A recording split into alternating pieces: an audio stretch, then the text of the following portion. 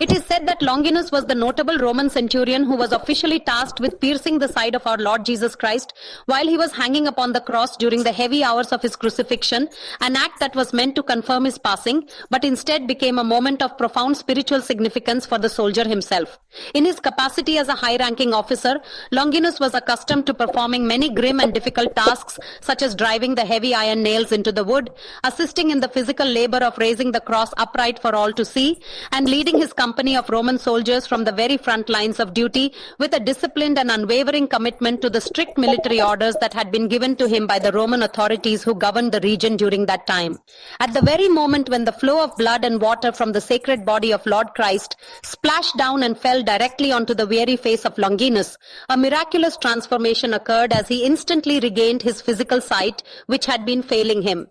Immediately following this divine event, a profound and eerie darkness began to spread across the land, eventually covering the entire face of the earth as nature itself seemed to mourn the sacrifice that was taking place. Overwhelmed by a sudden and deep sense of sorrow and conviction, he began to repent with a loud voice, declaring to everyone present, "The very moment that this holy man's blood touched my skin, I felt a miracle and regained my sight. Now I realize with great trembling and certain truth that I have indeed participated in the killing of the true Son of God."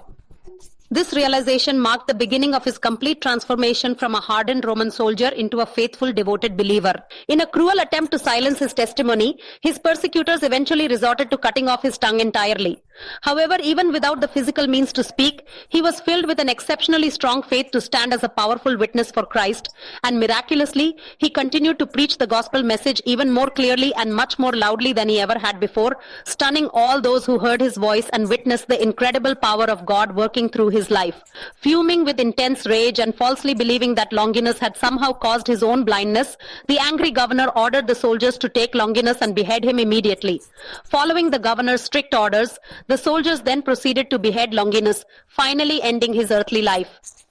Thus, Saint Longinus, although he was once a powerful leader of a cruel and heartless army, became a truly faithful follower of Christ the Lord, and for the sake of his unwavering Christian faith, he eventually ended his earthly life as a brave martyr. Now, the holy and sacred relics of Saint Longinus are preserved in the Church of Saint Augustine located in Rome, and also in one of the 4 massive pillars situated directly above the main altar within the magnificent Saint Peter's Basilica in the heart of Rome.